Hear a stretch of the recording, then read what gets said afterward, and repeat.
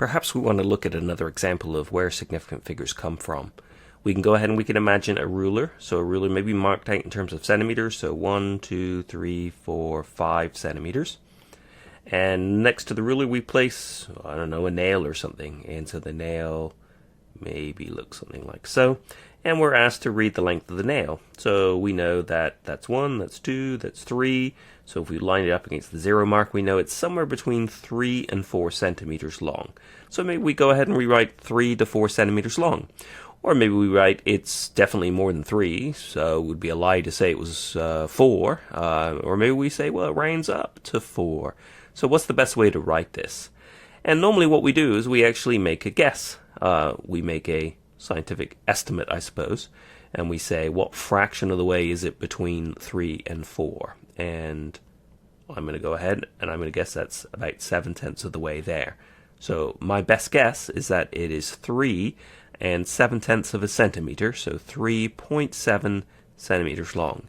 Now you might be looking at me now and saying, man, you're crazy, right? It's clearly 6/10 of the way there, or 8/10 of the way there. So I think it would be reasonable to maybe say, well, maybe it could be 3.6, maybe it could be 3.7, maybe it could even be 3.8 centimeters. I mean, we're pretty sure it's 3 point something, and we think 3.7 sounds like pretty good, but maybe if you squint, you could be a little bit less or a little bit more. So there's some kind of range there. In fact, we might go ahead and we say, well, let's go ahead and take it as 3.7, but we're going to go ahead and say this last digit has some error of, say, plus or minus 1. And so this brings us to the idea of significant figures. In fact, we would say the number of significant figures, significant, that's a long word, so we're going to call this sig, and figures, likewise, is a long word, we're going to call this figs. In fact, we are going to use sig figs a lot, so we can even abbreviate it as SF, is the number of certain digits, so we're absolutely sure, plus 1, which is to say that one of the digits we've written down we're not certain about, but that last digit contains some error. And in the significant figure rule world, we assume that that error is always plus or minus 1. In other classes, we'll actually come back and we'll look at these errors and we'll treat them a little bit more carefully. And the sig fig rules are a little bit loose, a little bit sloppy, but they're a lot easier than other methods of error analysis, so we're going to go with them in this class. So in this case here, 3.7 centimeters, we have one certain digit, we have the one uncertain digit, that gives us 2, so we have 2 significant figures, or 2 SF, and I always write mine in parentheses after the measurement. Now let's imagine we've got, say, a volumetric cylinder, and the volumetric cylinder has graduation marks on the side, and perhaps this is 5.3, 5.4. They probably wouldn't have all these marks marked out like so, but just for convenience I'll write them like so, so 5.6 milliliters at the top.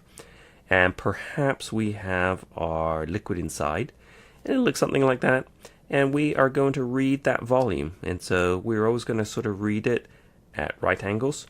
That way we don't get any parallax effect. We see it's bigger than 5.3 and less than 5.4. So again, it's somewhere in the range of 5.3 to 5.4. We can go ahead and estimate how many tenths of the way it is. We always read from the bottom of this curved surface, the bottom of this meniscus.